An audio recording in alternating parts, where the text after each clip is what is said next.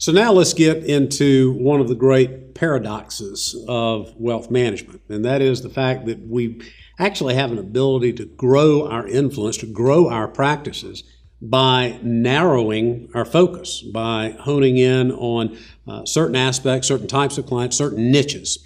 Now, Linda, you have done a tremendous amount of research and work in the area of niches. You've identified some things that are very effective, and you've identified some things that just simply aren't niches and aren't effective at all. Talk to us a little bit about that. Well, I think I know where you're going with this. First of all, there seem to be an awful lot of advisors who think that focusing on women is a niche. Well, women are more than 51% of the population, so I wonder how that becomes a niche. Now, in all seriousness, within the broad sort of population of women, there are some very specific niches. Widows, for example, who have some very specific needs and have certain commonalities. But let me go back up to 30,000 feet for just a minute. So many advisors are really afraid, and I think that's really the word. They are afraid to focus on one or two or three niches because they feel like they're going to miss all kinds of opportunity. What happens instead is that the opportunity that they actually miss is the opportunity to build expertise and that client group of advocates that we've talked about in the past. So how do you figure out what niche might be right for you? Well, there are a lot of ways, a lot of doors into this room. Think about your past professional experiences or interests that you have or areas of sort of specialty. Three things come to mind. Many of us at Cannon share a long and abiding friendship with a fellow now retired who was in college a ranked tennis player and built a vibrant financial practice essentially playing tennis. And he would, help these folks improve their game. And then over iced tea or Arnold Palmer's, they would say, well, what is it that you actually do? And he could go into a very specific branding message and ended up building a business this way. A friend in Columbus, Ohio, that happens to be the national restaurant franchising capital of the world, figured out that all these restaurant franchisees have to go to Columbus to purchase their franchises, to get their training. And so he decided to focus on that niche. Now, think about what happens. One of the first things he did was that he joined the NRA, which, talk about counterintuitive, it's the National Restaurant Association.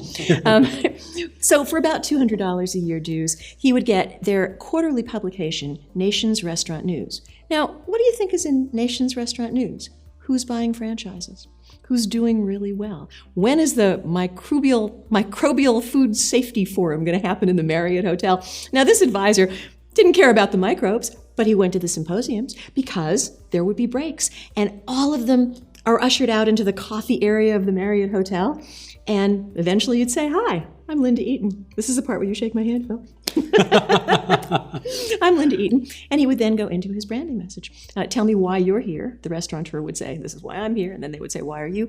Well, I have a financial advisory, a portion of which focuses specifically on multiple restaurant franchisees. So you can build a branding message specific to a niche. Think then about the kinds of expertise that you want to develop. Another good friend decided at some point that he wanted to focus specifically on dermatologists and orthodontists in a very specific geographical area and became an expert in the business aspects of running a medical practice.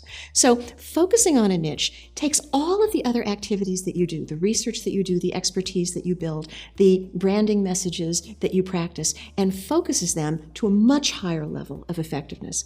But not every niche is created equal, right?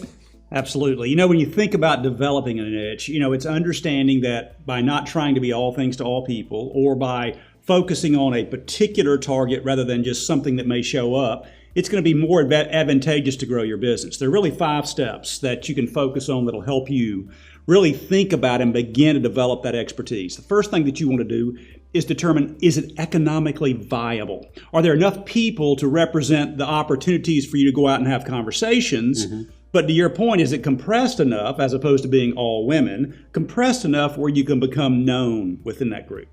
The second step is, do you have access to the information that allows you to learn about that particular group? If you can't learn and understand the things that really resonate well with them, to the point of the restaurant owners or the orthodontists or the dermatologists, you really can't demonstrate or position yourself as a partner or someone who could help them through the things that challenge their specific thing.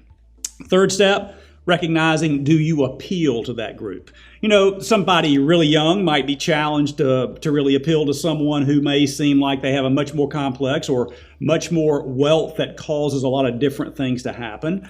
Sometimes ladies appeal much more closely with women business owners and things like that than a male advisor would. So just being aware of, do I appeal? The fourth step is, do you like being around the people that normally are in that group, right? We know that not everybody in one particular group is exactly the same. But you know what? Certain people gravitate that have certain personality types or positions and things like that. So do I enjoy being around those people? The fifth step, do you have access to people that can get you in the door? Because if you can find access through business owners, through existing clients, through centers of influence, through others in the community, that's a big advantage to begin to develop that expertise. The whole idea about a niche is to be able to tell somebody, I don't know you, but I know you. Let me tell you what I know and how I can help you do the things important to you and your family.